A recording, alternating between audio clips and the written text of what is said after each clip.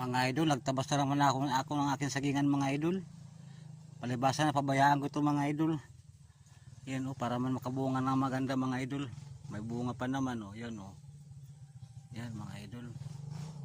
O, may bunga na yan mga idol.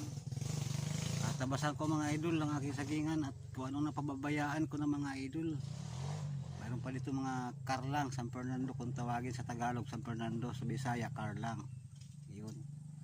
O, sa Zamboanga, bisul. Ayan, may bisul.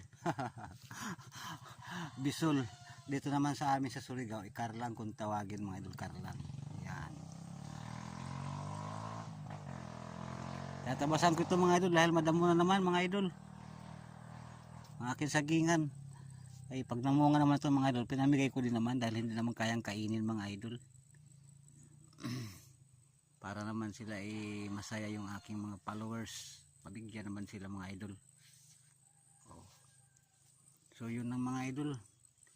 Ay nag-relax muna ako mga idol dahil medyo ako napagod na ba. Kapoy. Ayun.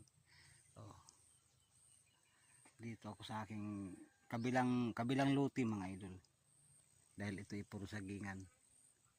Ayan, puros na yan sagingan mga idol. Ayan, madamo na mga idol. So salamat mga idol.